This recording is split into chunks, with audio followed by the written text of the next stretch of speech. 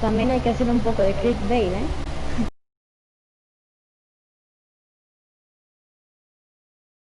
Los de Wiki People y se unieron 311 personas, o sea, imagínate. Yo tuve un canal de YouTube, ¿sabes?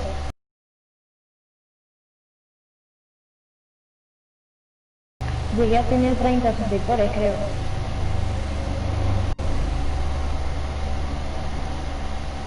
El video era de mi cuenta de ID, o sea, de Play 3, cuando yo tenía Play 3. Play Y pues 3. nada, lo vieron como 1000 personas. Sí, yo jugaba antes en Play 3. Bueno, Fortnite no, porque obviamente no se podía, pero yo jugaba GTA 5 online. Era lo que yo subía. Todas las personas se están yendo para acá. ¿Qué tal si es allá? Sí, vamos a ver, vamos a ver. A ver. También tuvieron que haber hecho una sola pantalla, o sea, no le veo sentido de hacer dos, ¿no? O sea, Sí, cierto. digo yo. Eh. O sea, ¿para qué?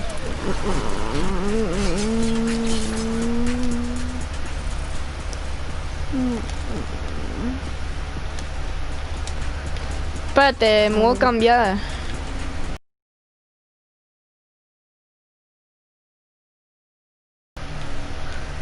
¿Ya no hay? Ay, a ver si hay, a ver. Mira, ¿quieres ver lo que me voy a poner? Me voy a poner uno exacto para este evento. Vale.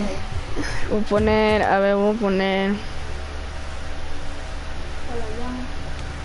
Fiesta. también me voy a cambiar de skin, ¿eh? No tengo skin, pero me la voy a cambiar. Ujú.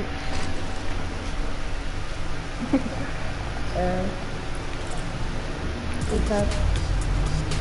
Pum, pum, pum, pum. Sí, no me la cambié. No sé cómo. Oh, esta era la que tenías ayer, ¿verdad? Sí, Sí, porque era de como de fiesta, ¿no? sí. No, gasumai. No, tampoco es aquí. Pero hay más gente aquí. No sé por qué. Sí, no lo puedo hacer, no lo puedo creer.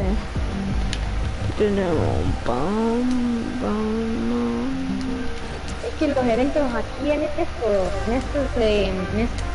modo de juego son muy desorganizados, siento yo, ¿no? Sí.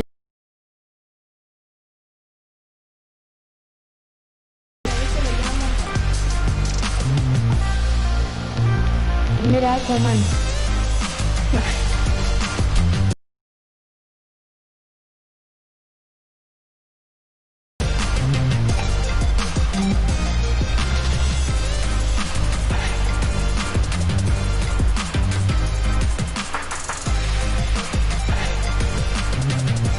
Ya iniciaste el nuevo directo. Sí, ya lo empecé.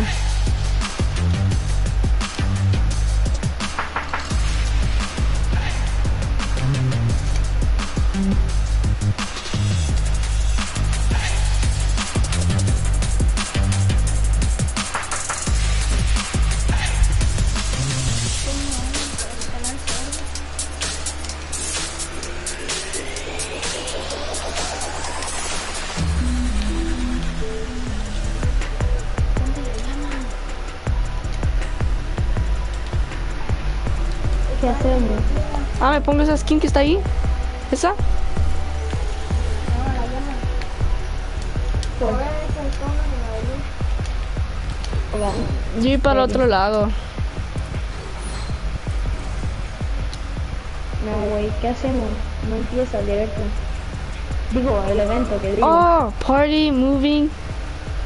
Party moving en 30 minutos. Faltan 30 minutos, siquiera son. Son las 5. Va a empezar a las 6. En mi país son las 6. ¿Son las 6 en tu país? Sí, las 6:15. Una hora. Nosotros damos a las 5:16. Ah, ok. A las 5:46. A las 7. Ah, no, a las 6. Sí, a los 9.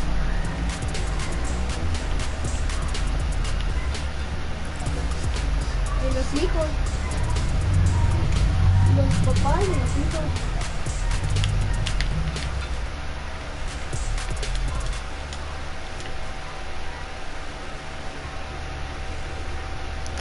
Esta ya siempre yo lo veo. ¿Dónde va a ser? ¿Esa cara? Pero qué tal si la otra va a ser aquí. Pero en media hora. ¿Media hora? No es cierto, 30 minutos es chiquita, bien es poquito. Media hora. ¿Qué tiene? Pero, A las 5, pero, ¿cómo sabes que 45? empieza en media hora? No sé, yo no sé. Claro, busca uno de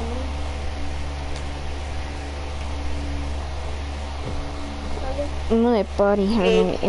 ¿Quién se ha unido a tu directo? Los mismos. No, no he visto, no puedo ver yo.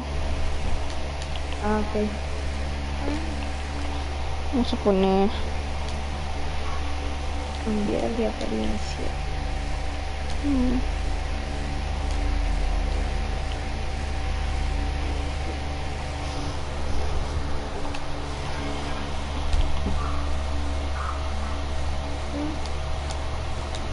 ¿Cuál me pongo? A ver, despacito.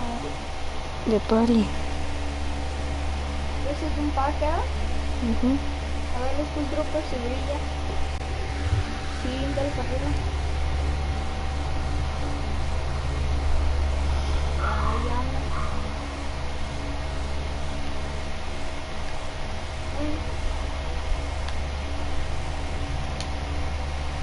Ya estuvo.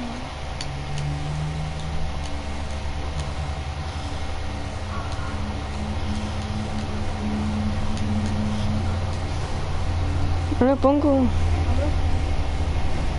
Dale para abajo. Despacito.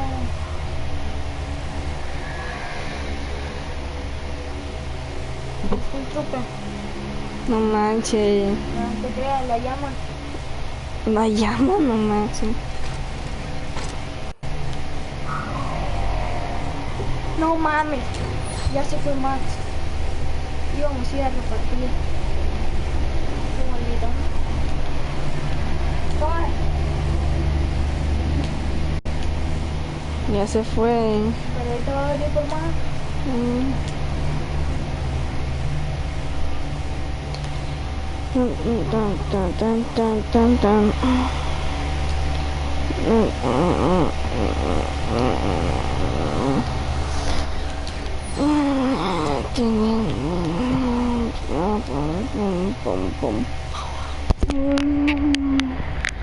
Habla.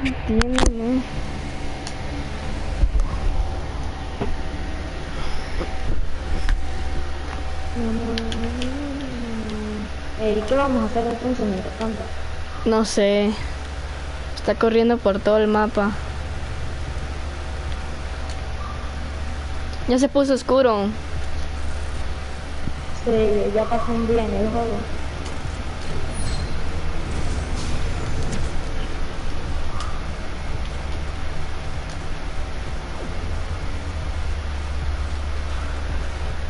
Yo no sé si se acaba acá, la neta. Sí, todo. Eso ya. Yo siempre lo vi. Tú no lo Ah, has bien, visto. sí. Vi el de uno. No es cierto, la vida te pregunté. ¿Sí viste el evento? No. Pero otro. Ese era el primero, el que te dije. Este no, otro hace más atrás. De la icónica.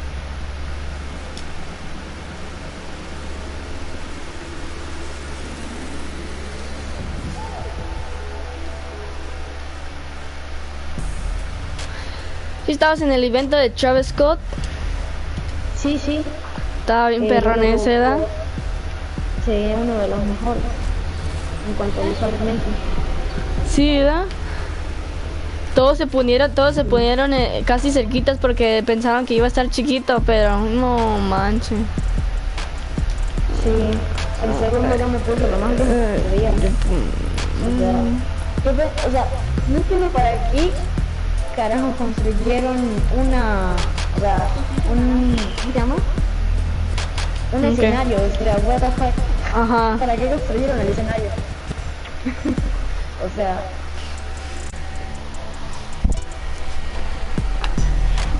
el evento, digo, ¿no? Porque, o sea, de repente se convirtió en gigante y no utilizó el escenario en ningún momento. Ujú.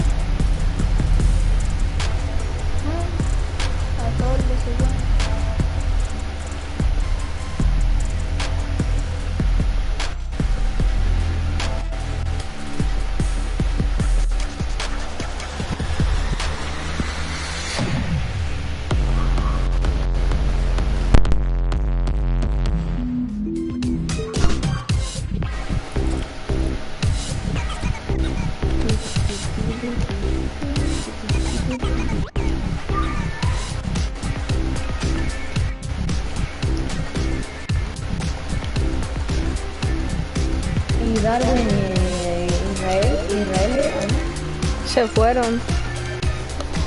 Ya no casi no hay nadie aquí. ¿Qué pedo? ¿Cuántos? ¿Quiénes están? 5, 20, 20, 22. ¿Quiénes están en el directo? Nadie.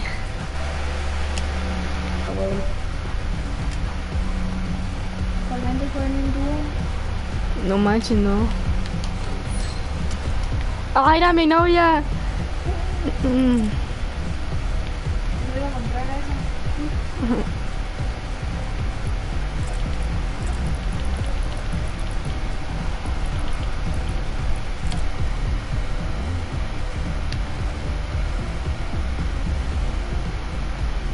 No. Ay, nomás te dejo. No.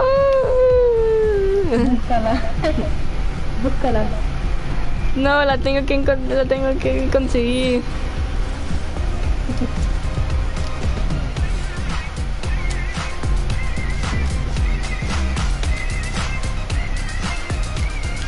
Ay, nomás, no te quieres prisa, güey. Me dejó, güey. ¿Dónde está mi novia? No la vi.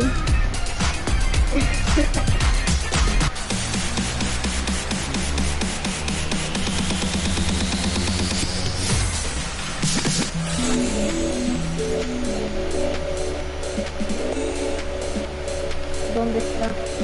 No. Se va. Ya la sigo. A ver, ¿dónde está? Aquí está. Sabe. Papá, ¿qué está haciendo? Aquí está. ¿Dónde? Aquí donde estoy yo. Ahí está bailando. No, amiga. No, se va.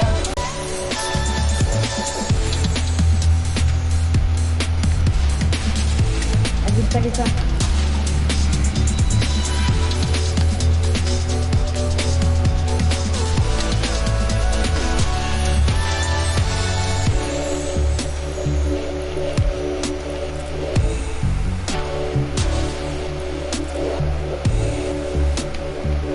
A ver, ¿qué hace?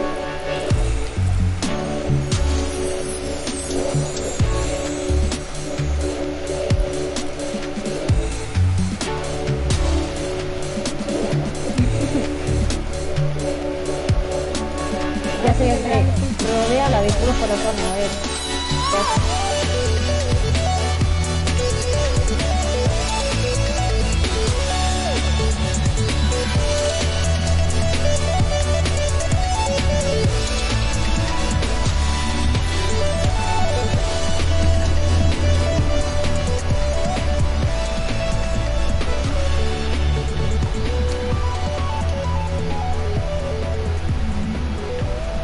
Casi no hay nadie.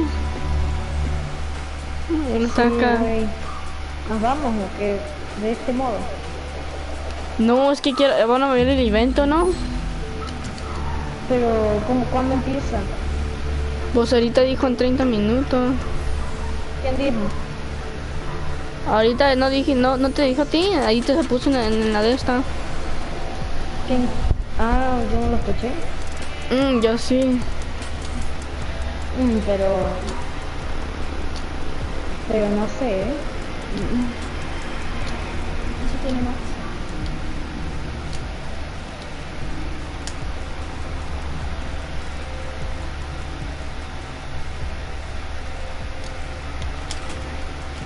¿Y cuánto falta? O sea, ¿desde cuándo dijo eso?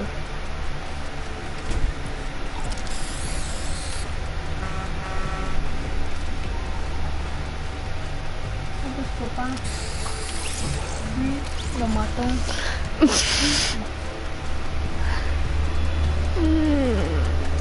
¿Dónde va a ser? ¿Los salimos y los metemos otra vez o no nos va a dejar otra vez, eh? Sí, pero a ver. No creo. O sea, creo que sí, o sea, que sí nos va a dejar, ¿no? O sea, ¿por qué no nos Hay que deja salirnos y meternos otra vez. Sí, yo te digo, quiero ser. bien? A ver, vamos a intentar, a ver. Aquí ya hay que intentar todo. Ey, si no los deja, ya valimos. Lo vemos en un video. Ay.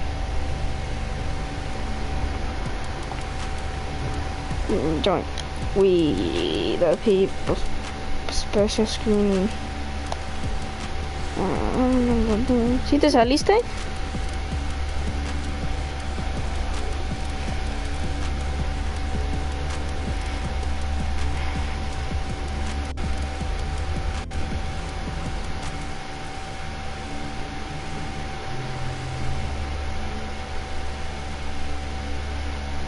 Es tuyo. Hace rato. Fácil, son necesitamos falta creativa. Hace 56. de dos ricos te mato. Me salí. Está bien. Record Champions Rush Run. Va a estar Little Baby. Ese es Little Baby es bien famoso. ¿Te metiste?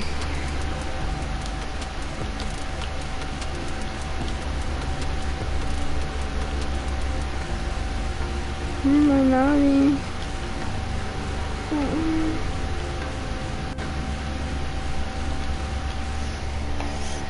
No hay nadie. Yo te digo que no te metas. No, porque la otra vez no me metí a un de este. ¿No? A un de Pero yo este. te digo, Al de Mitas. De Midas. No me metí porque había mucha gente metiéndose. Exacto, no, ¿Qué pasó? Bro, me tengo que ir. Pues lo ves aquí en mi stream, si quieres. Sí, es que tengo que salir ahorita a donde una tía. Está bien. Pero lo puedo ver en tu directo, ¿eh? Sí, puedes.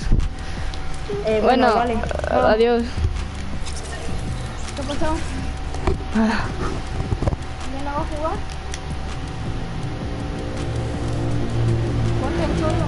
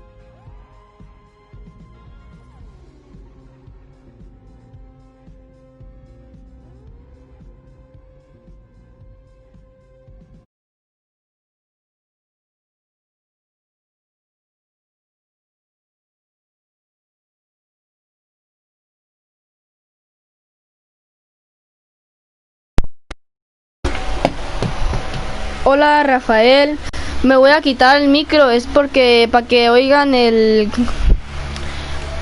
Hola Rafael, me voy a quitar el micro porque para que oigan el evento que va a pasar with the people. Bien, ¿ok? Adiós, pero voy a ver sus comentarios.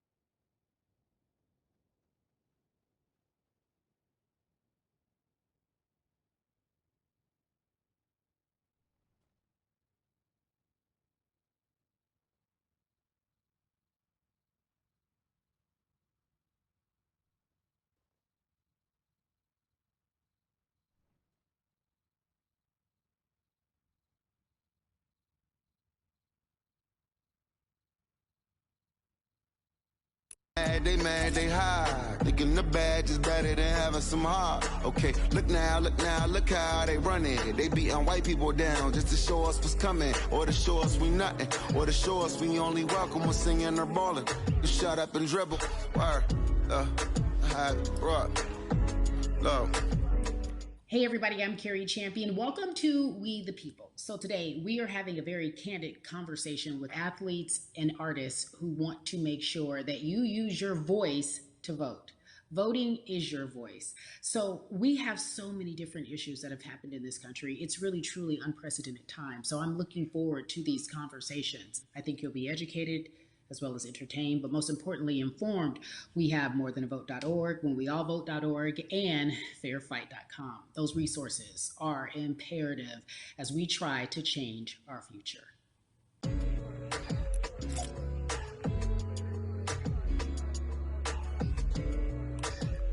Yeah, la la. There's no way that we can talk about hip hop or even the fact that we want to talk about activism, black voter suppression, without bringing in this guy straight from Port Arthur, Texas. We are talking about Bun B. He is an activist, a scholar, and an all-around gentleman. Thank you so much for spending some time with us. Bun, I don't want to start heavy, but I guess I have to because that's where we are in the world today. It's heavy as hell. And when you think about what needs to happen in this country in terms of change, what's the first thing that you think of? Equality. That's pretty much the first thing that comes to mind, right? Black people need to be seen as equals in this world. You know, we had to fight just to be recognized as a full citizen in this country and not 3/5. The world is now seeing what we've known for so long in the culture and in the community. The one way that we can fight is obviously voting. Talk to me about what voting means to you. I hear people all the time talking about one vote doesn't matter and that voting doesn't make a difference. If that's true, why do they work so hard to suppress the black vote? Because they understand collectively also understand the power of their vote. And not just on a national level, because a lot of times we only have this conversation every 4 years. People need to be very much involved in their local politics. They need to understand who their elected officials are, where they stand on issues that affect you. And you need to use your vote to either support the ones that care about you and your condition, or it is educating felons, right? So in the state of Texas, if you're a felon, right, if you've been to jail or to prison, but you're no longer on probation or parole, you have the right to register to vote. Another thing that was just brought to my attention, there's an initiative called Orange, which is happening not just in Houston, but all over the country. If you're in jail currently during pretrial, but you have not been convicted, like you're still in jail waiting for your day in court, you are still eligible to vote. And you said something so key. They work so hard to hope that we stay uninformed, but more importantly, to suppress the black vote.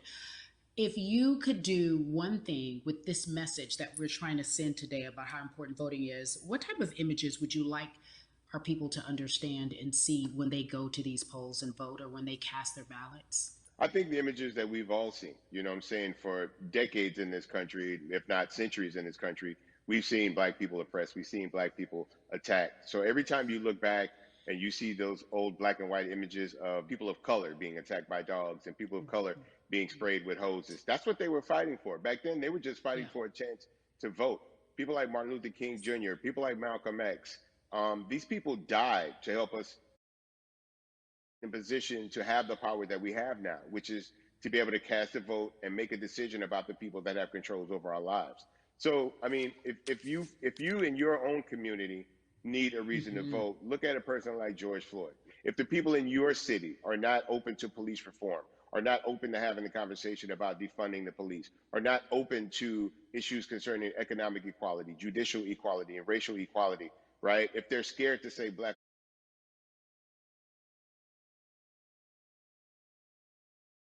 who do believe in racial equality, economic equality, judicial equality, right?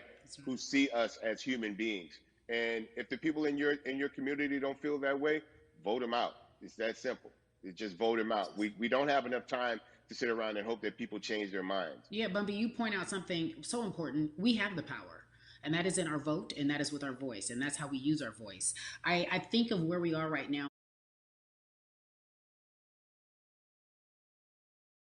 Why, in your opinion, was it George Floyd's death? Why was that the chosen brutality for people to say, oh my God, Black people are still oppressed in this country? And it is not fair. I think it's twofold, Carrie. In so many different encounters with between people of color and the police, there simply is no proof of what happened in the interaction.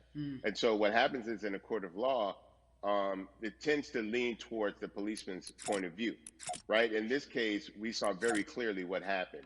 I think the other thing is due to the fact that everyone was at home, basically during this time period in relation to the coronavirus. You couldn't avoid it, right? It was on every television station. It was on every social media platform. Everywhere you turn, you were constantly hit upside the head with this message. You see in the interaction that this man did nothing to deserve what happened. That's right. Like so well. It wasn't worth it, and he didn't have to lose his life. I think that you touched on something that a lot of people talk about, and that is now defunding the police. That has been such a huge conversation, but there's so many misconceptions around defunding. Lo que están viendo ahorita es el evento. Están peleando por como las personas, como Donald Trump dijo que todas las vidas que no quieren a los negros, y aquí están hablando de lo que la situación. Some of that money tends to be allocated towards riot shields, right? Pepper spray, right? That kind of thing. That's only used against the people that fund this budget, right? So why would the people want, if the police are concerned about the situations in certain communities with a higher crime rate? Well, higher crime rates tend to happen in communities where there's not employment opportunities, right? There's not a lot of social services, and people are going to do what they need to do to take care of themselves and their families. When the community has more opportunities for employment, more opportunities for upward mobility, then they tend to be less of a strain on the government. They tend to have a lower crime rate, and because of that, we'll have less need for the police in those communities. You are passionate about so many different things in terms of making sure that we are holding our leaders accountable. Talk to me about some of the other projects that you're working on. Well, right now, obviously, being a part of More Than a Vote is essential. We're dealing with primaries in this country right now, and we just want to educate people. We want to inform people because people are tired, they're angry, they're concerned, and they want information and they want action. And so we want to make sure that we give them the right information and lead them in the right direction. And we thank the people that do not look like us for standing with us right now, because it's very important that people who aren't Black be involved, because if Black people could have gotten rid of racism. So I'm trying to use my voice and my platform just to let people know that if they feel like I do, there's a number of places they can go to about how their city council runs. They need to know that they have the ability to speak when city council meets, to let them know that that's not the way that they feel their city needs to be run. Those are not the places that they feel the money of their community needs to be allocated. And Bubby, even a step further, they can run for office in their local community. They can run for positions. Like, people act like they leave it up to somebody else. If you're upset, it's not hard to get on the school board. It's not hard to be a part of the city council. It really isn't. And depending on how small your town is, you could be a mayor. It's the power is with the people, and we need to just know that that's happening. Absolutely. And it's always been with the people. You know, if you look at Trayvon Martin's mother, Sabrina Fulton, right? She felt that there was a system of racism and a system of oppression that led to her son's death. And so what did she do? She ran for city council, and she was elected to city council. Our own former president, 44, Barack Obama, right, started in the community as an activist, ran for an elected position, became senator, ran for another elected position, and became president of the United States. So don't think that you can't make a difference. You know what I'm saying? You don't need a lot of money. You don't need a lot of power. Your voice is enough to make a difference. Amen. I feel like I need to go out.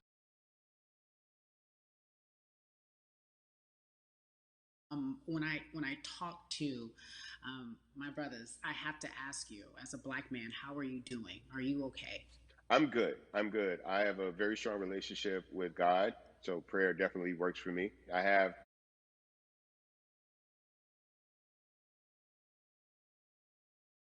And that's really what matters, you know. The change starts at home, you know. So as long as you have a support system that believes in what you're doing and supports you in what you're doing, you have everything you need to go out there and fight the good fight. And for those that don't, there's a community of people here to help you. So you can go to places like More Than a Vote. They will put you with groups of people that feel like you, that are ready to take action. So no one has to go about this alone if they want to do it. Yeah, we're stronger together. People have been saying it, but that has much more meaning now that we are in our movement, not just this moment. Bumby, it has been an education, always a pleasure. Thank you so much. I appreciate you. Keep fighting the good fight. Keep up the good fight.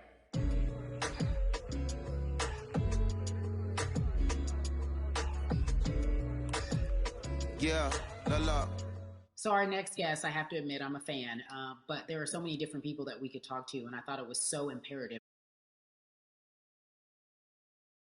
Huge successful show, Insecure, HBO's Insecure.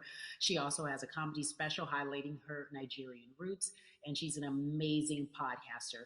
Let's welcome in Yvonne Orji, everyone. You have such a beautiful way of making things funny, giving us our medicine with some candy, right?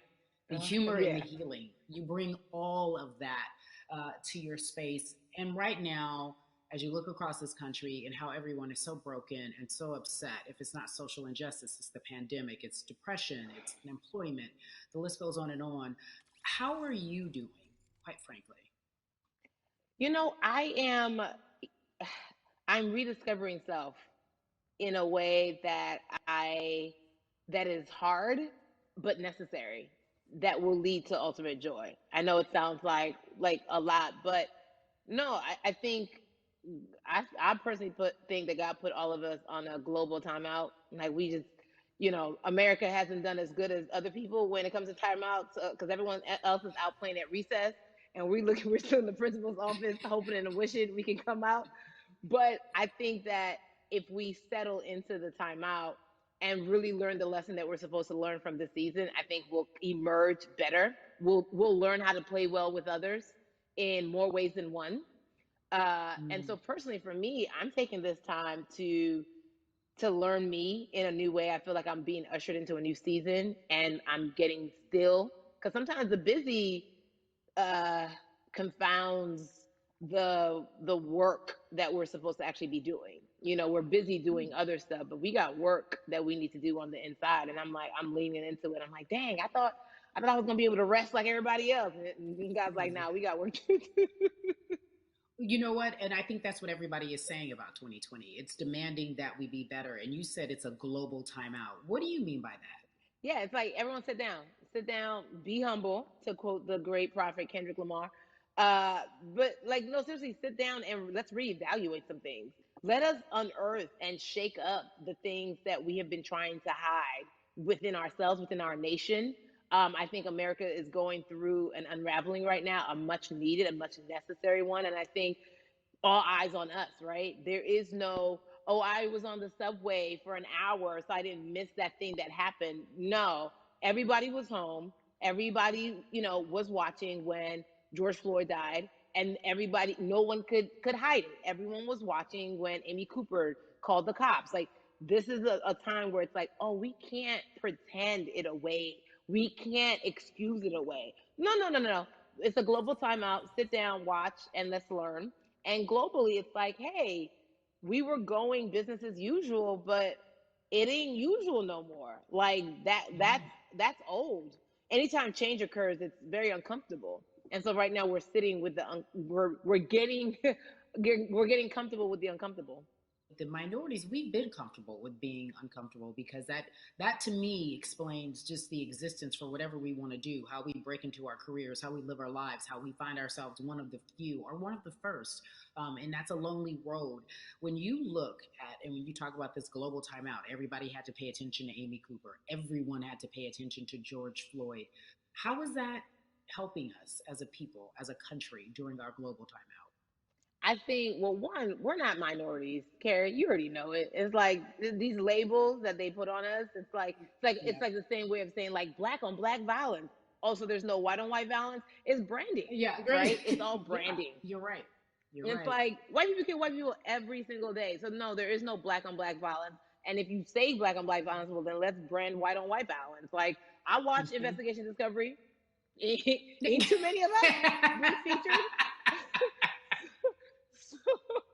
So, I just even like, but to answer your question, what does that do? I think what everyone expected is what has happened in the past when the world was still open, right? In that, okay, you had everyone from Trayvon Martin to Castillo to Sandra Bland. You had all of these lives lost, and Black people made some noise.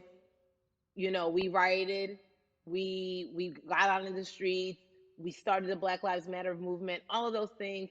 And then white people kind of just like, oh, let's give them something. And then it's just like, is it over? It's like Oscar so black. Okay, good. We gave some Oscars. Are we good now? Like, are we even? And it's now it's just like, oh no, no, no, no, no. This is not about like a band-aid. It's like, yo, we might have to amputate the leg a little bit, but it's all right because we're gonna by amputating the leg, we're gonna save the body. And so I think that's what's happening now. Like America is realizing like, oh, Black people aren't just making a little bit of noise. Like the protests are still out, the conversations are still being had, the change is still being demanded, and I think they're seeing, oh, this is not going no way, and no, it's not, because we need systematic change. What a beautiful way to explore what is happening and describe our country. We might have to amputate the leg, but that's to save the body.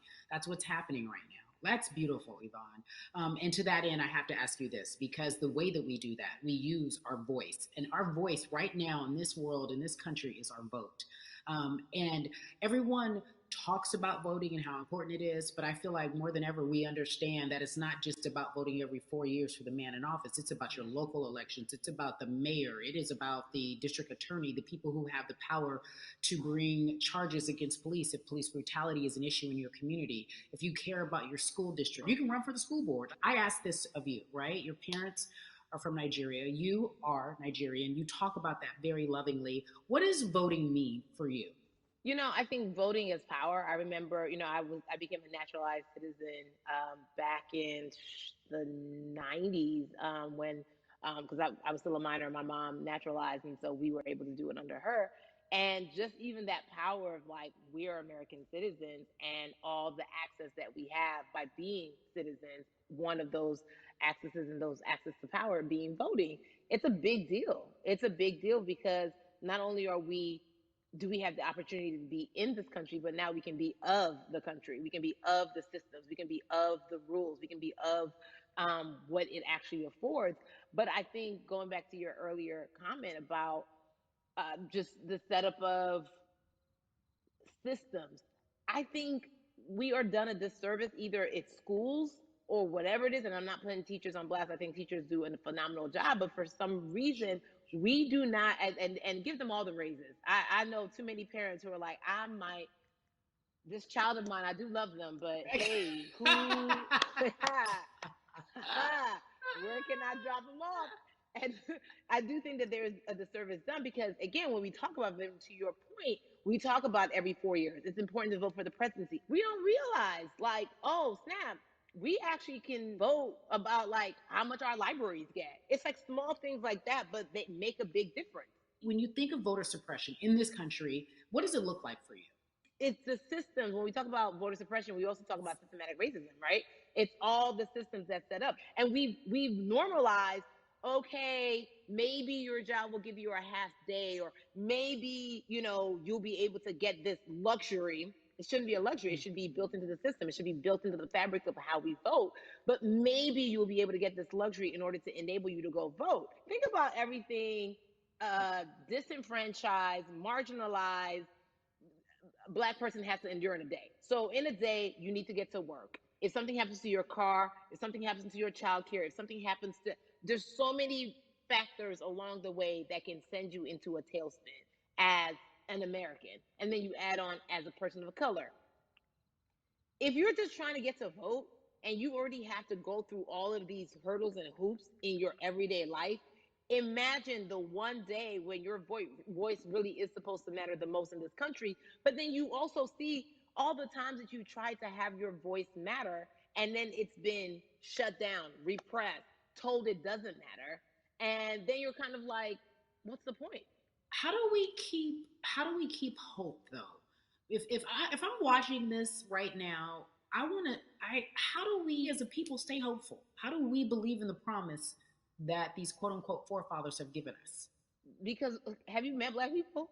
By default, like hope is infused in our DNA. Like you know what I'm saying? Like by the like if we haven't been broken now through be it through You're right. slavery, through Give capitalism, it to me. through Give it through to me. colonization, through Yeah, segregation, you're right. through I mean, listen, black the history of black people in this country is at one point that was a written law. And look at us now. We are whole. We are black girl magic. We are black boy joy. We are, you know what I'm saying? What I think about in terms of giving us hope, right? We're making a lot of people nervous right now, Carrie. We're making a lot of people Ben, nervous right now because they're like, dang, we put all these obstacles in their way, and these jokers are resilient. But that should give us hope. That should give us hope that like we can't stop, won't stop. I mean, I went to the school of Diddy. You know what I'm saying? Hashtag Harlem shaking it right now. Can't stop, won't stop. And I think that's our motto. We can't stop voting and we won't stop voting. We can't stop marching and we won't stop marching. We can't stop thriving and we won't stop thriving.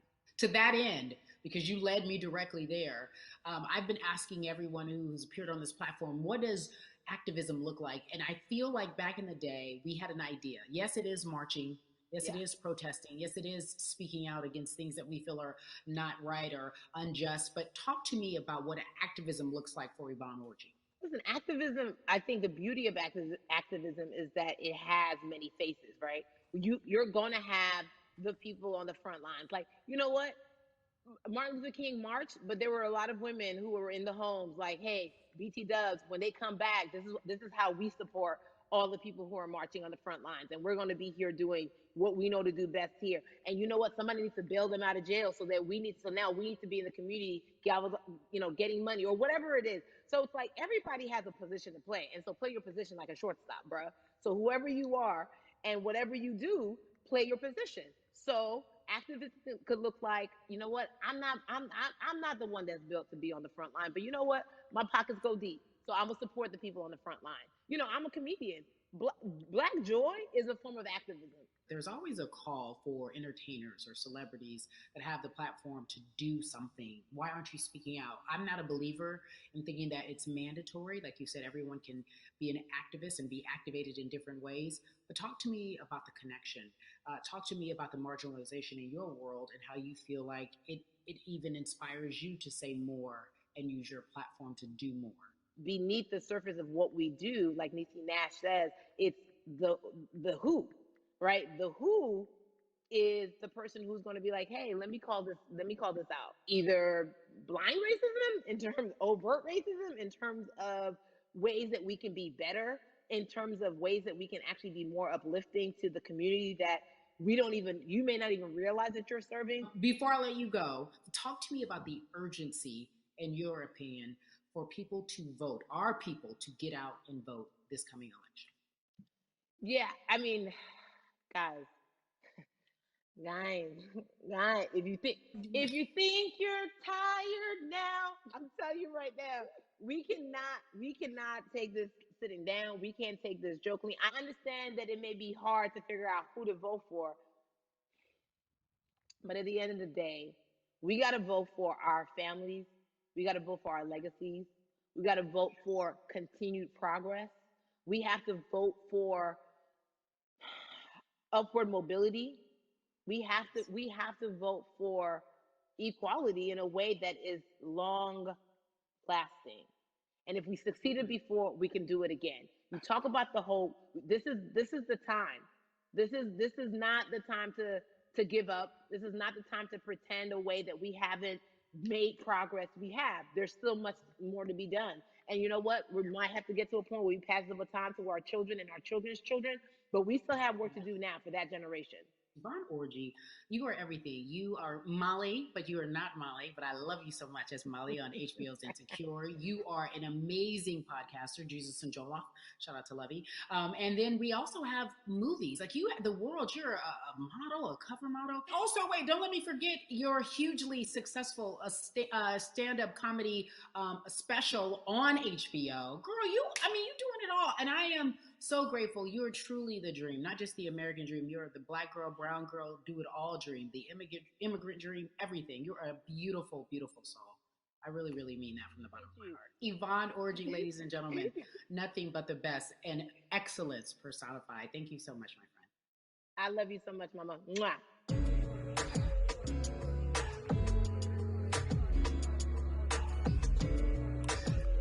Yeah, la la.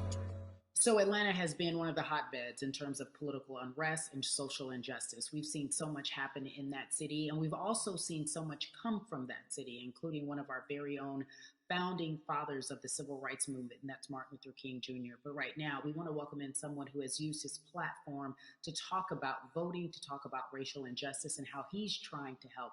Atlanta's very own Russ joins us now on We the People. Russ, I'm not going to fan out and tell you what some of my favorite songs were that I listened to repeat on yours. We're going to get to the topic at hand. So amazing. We got to talk about, recently you did an interview where you shared your outlook on culture and music. And you also were very candid about the fact that you have a privilege and that it's necessary for you to give back. Tell everybody about what that means. It's very obvious, I'm white and I'm in Black culture and I'm benefiting financially off of it. So I feel like if you're a white person financially benefiting off of Black culture, you have to put finances back into Black culture. It's just that simple. The screenshots with your feelings, it just comes off like fake empathy because it comes off very dismissive and very oh, that sucks for y'all, but anyway, back to what I was doing. Have you felt that way always, or is it now because of the time of where we are in this country?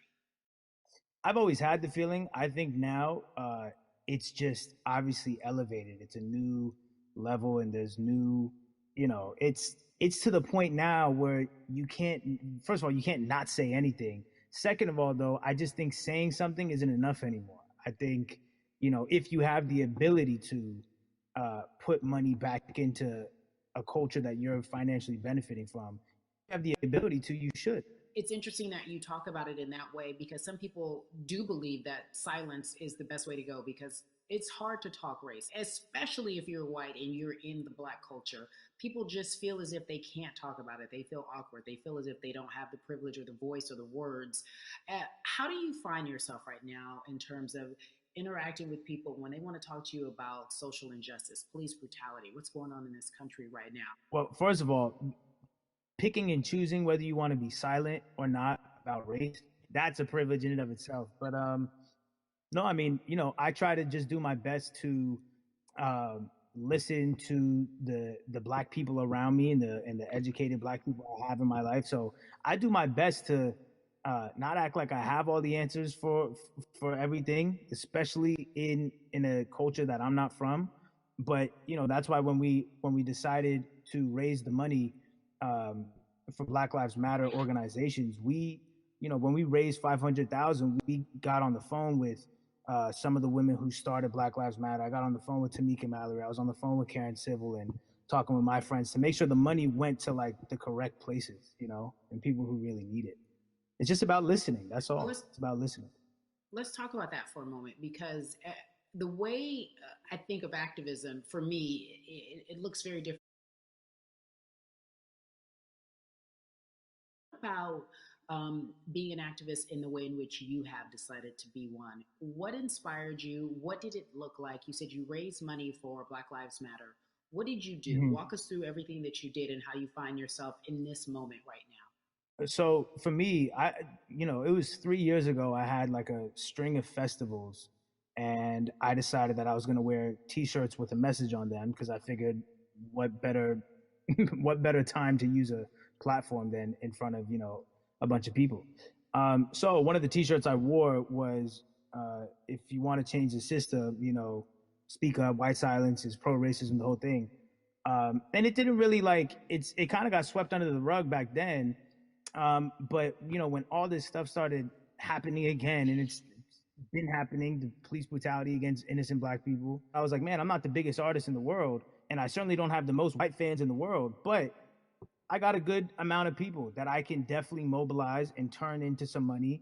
And I know they're down for the cause because it's merch, it's a good thing. And I've always been outspoken anyway, you know. And so, how am I going to be in black culture and not be outspoken about racism? And then I got to ask you this because you grew up in Atlanta, so that gives you a heads up, depending for so many people, because you're in the crux of that beautiful black city where there are so many wonderful black leaders, home of so much great music and things that speak to our culture right now.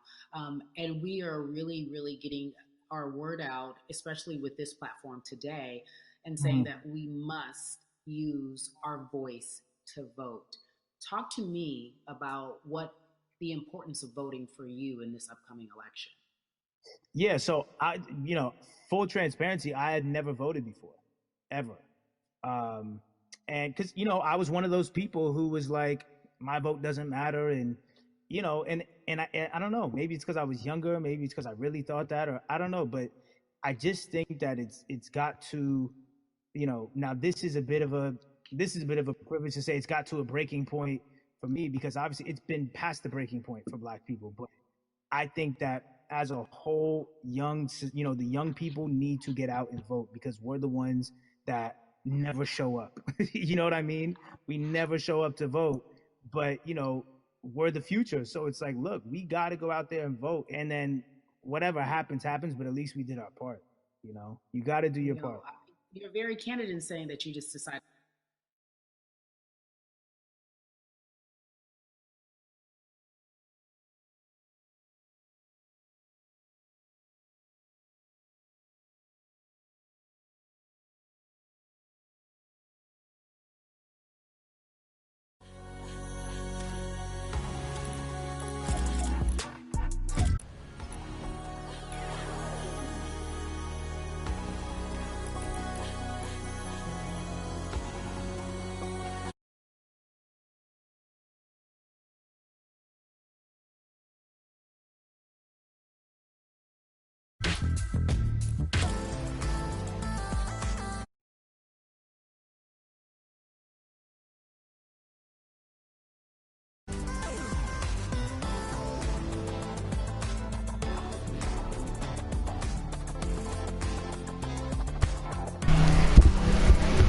Fue todo, creo que fue todo.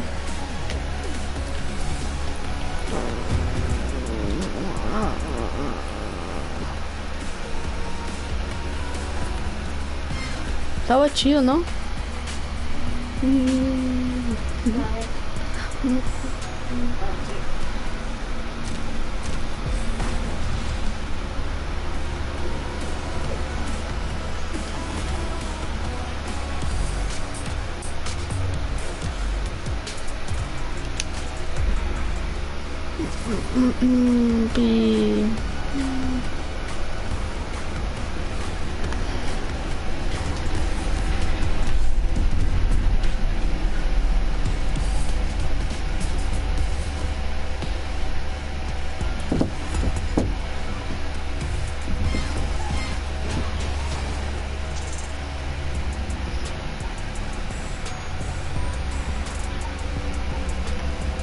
Te compro uno.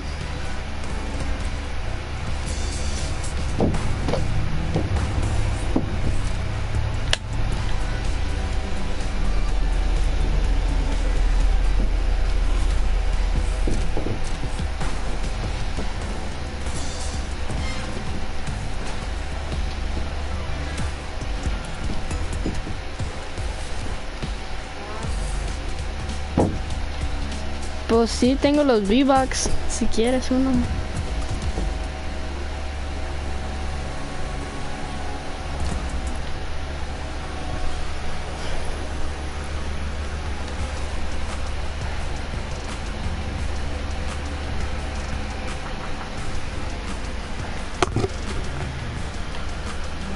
A ver, espera, deja. ¿Cuál quiere?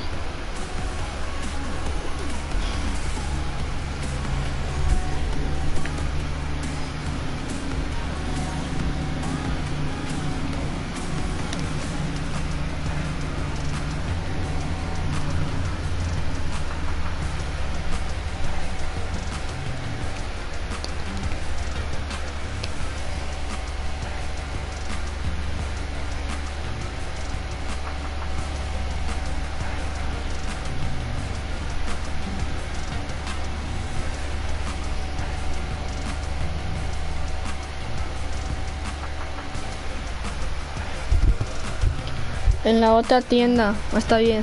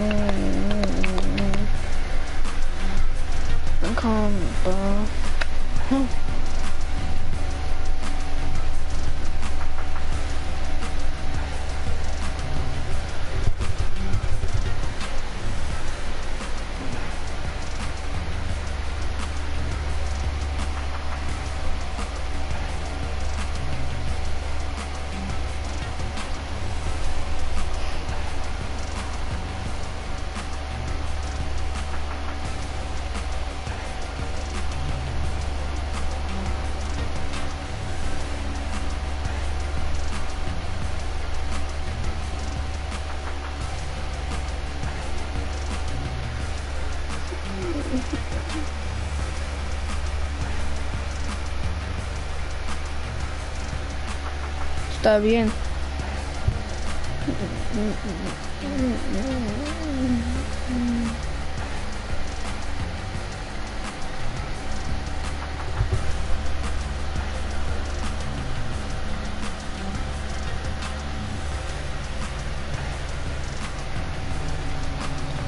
Es más de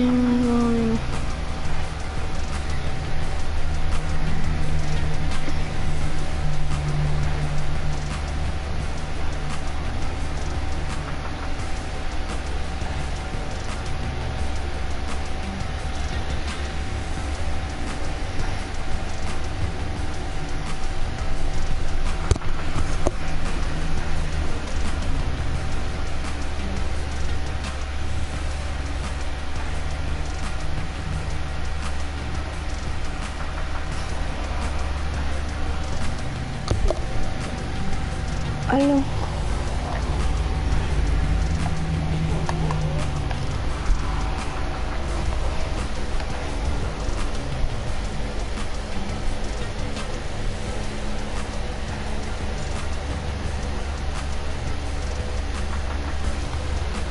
Se me hace que no puedo regalarte un baile. No se puede. You need to visit West.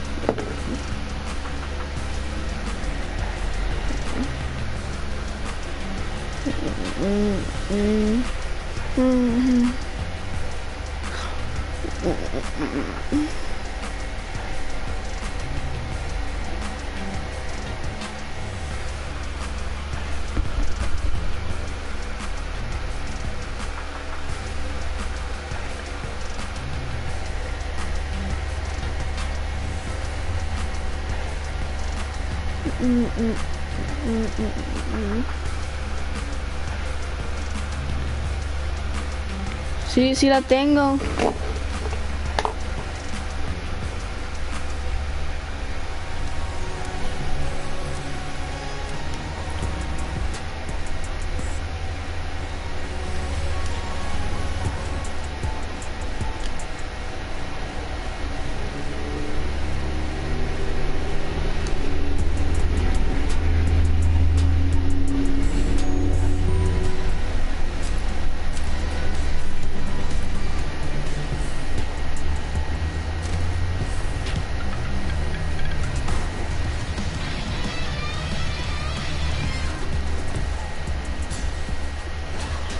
No está el baile, qué pedo.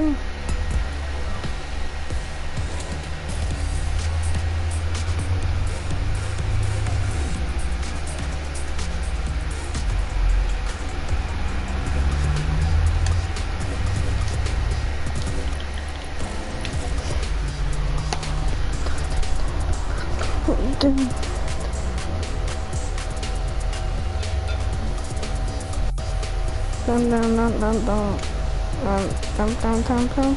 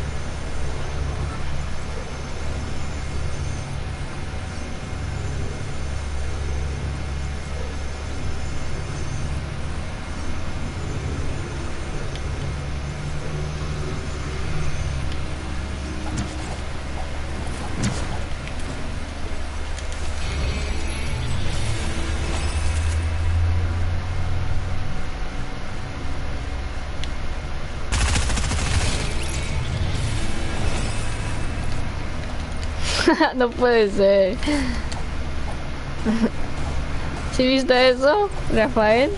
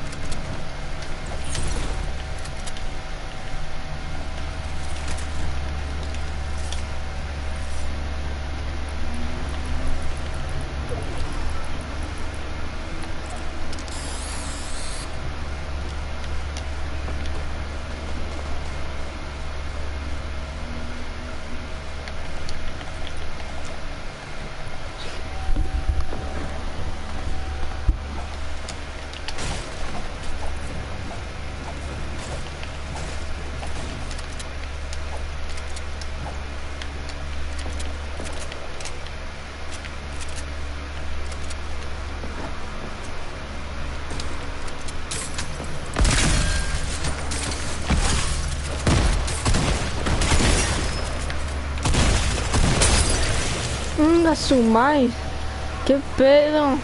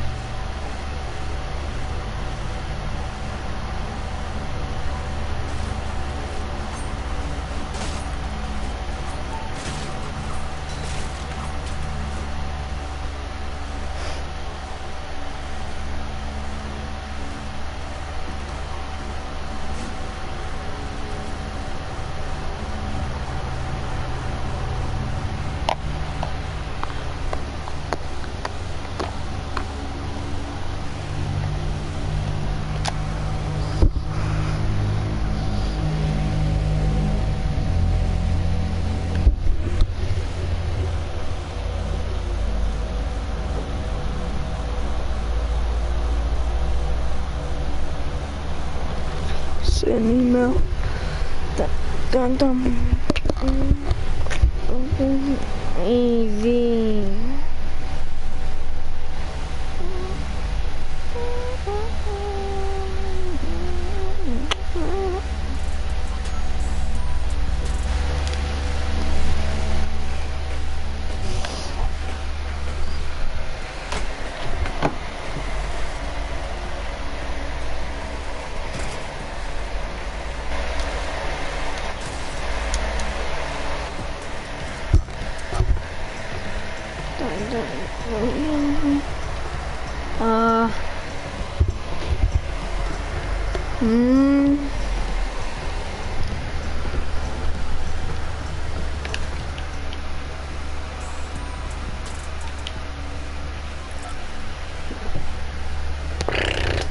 Donde quieras que caiga, Rafael.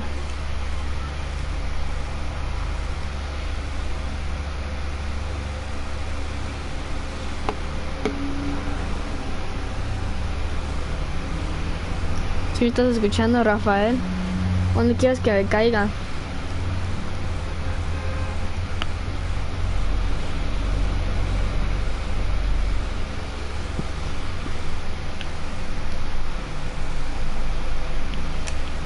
¿En dónde?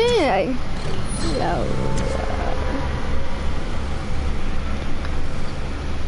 las albercas. ¿Albercas? ¿Dónde es eso? Ah, es acá, ¿verdad? ¿Es acá?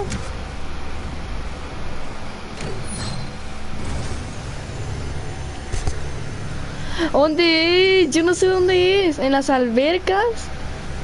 Allá nomás hay albercas.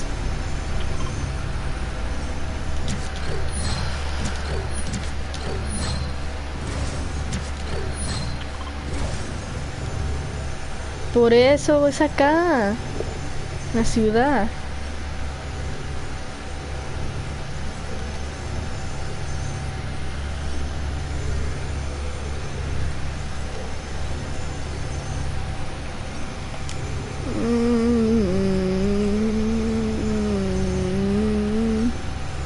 Voy escribiendo en la otra partida donde voy a caer.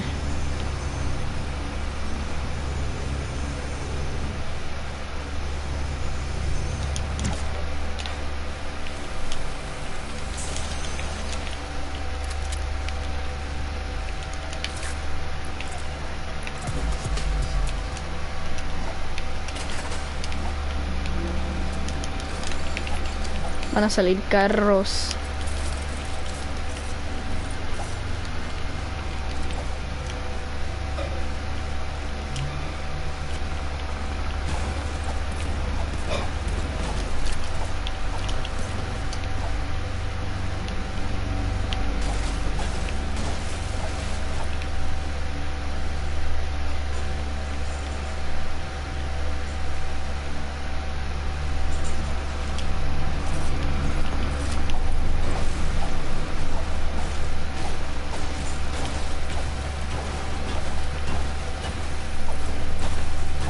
En parque. En otro juego voy a caer. ¿Dónde es? Ah, aquí. Sí, ¿verdad? En parque. Es que yo lo traigo en inglés.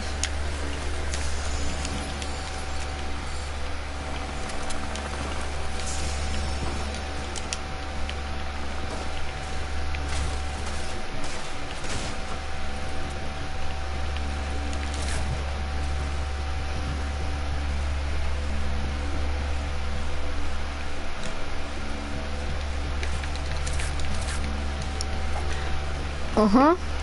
Ahorita.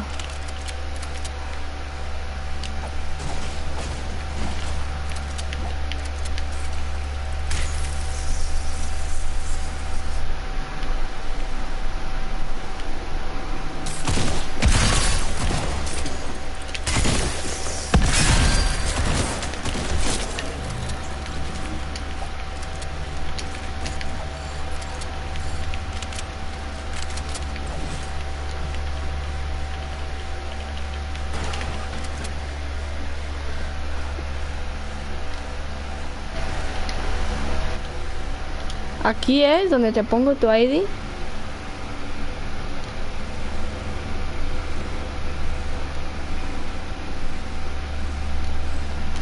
Tira. Luego.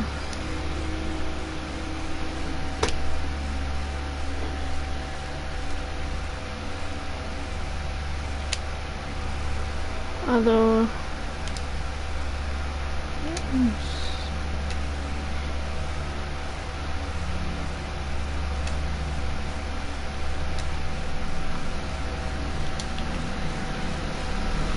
No se pudo encontrar, no se pudo. Es que yo juego en otros servers, en otro país, se me hace.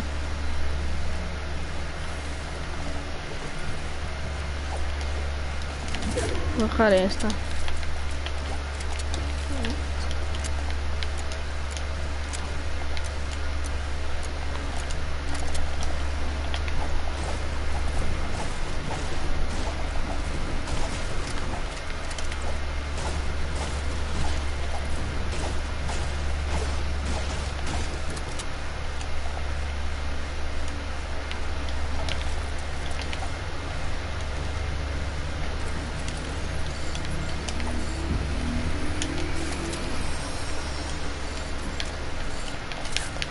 Pero ¿dónde te agrego? ¿Aquí? ¿O en PlayStation te agrego? ¿En Epic Games o en PlayStation?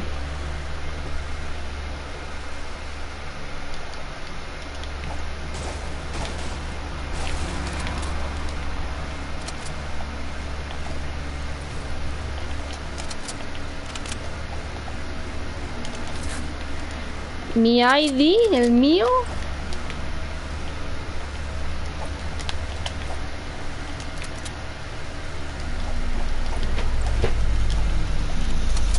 Pues ahí está, en la esquina, ¿no lo ven? Si lo quiere.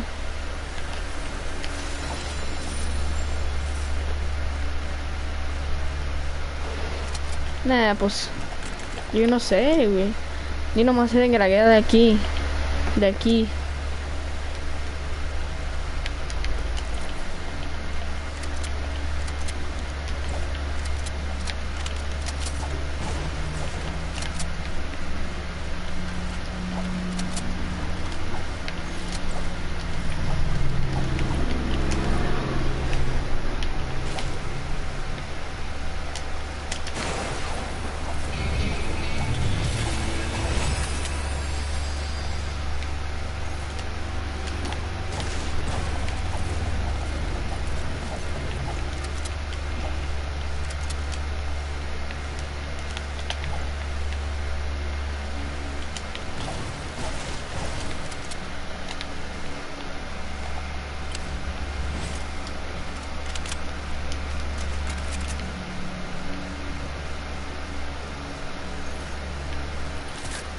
Ah, ok.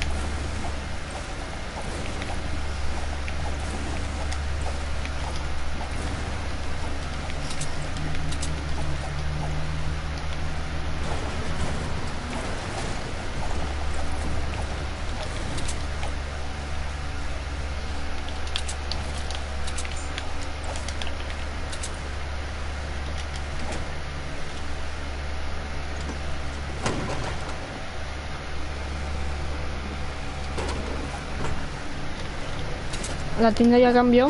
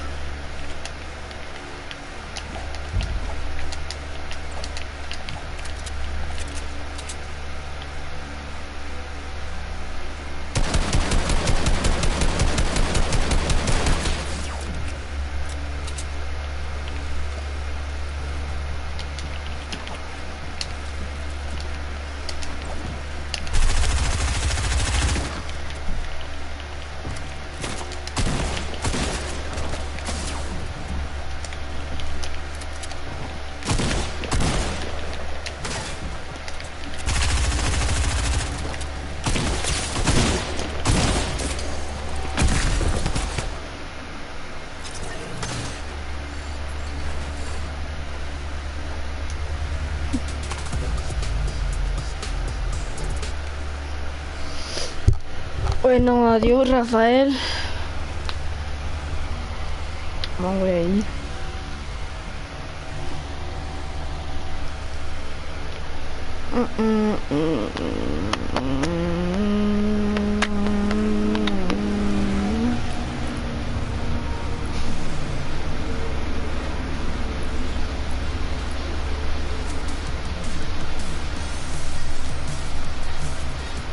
Ya. Oh, espérate, Rafael. Yo no te puedo dar un baile, pero si tú quieres, yo compro uno yo compro uno para que yo lo haga, para que yo lo voy a hacer. ¿Cuál quieres?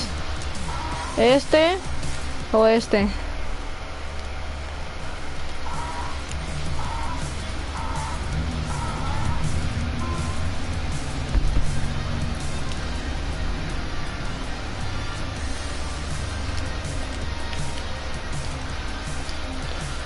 No sé, nomás para tenerlo.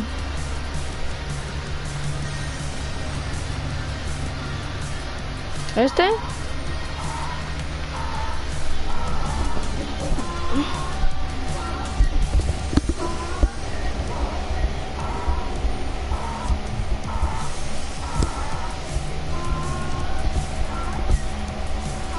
¿Lo compro? Arre.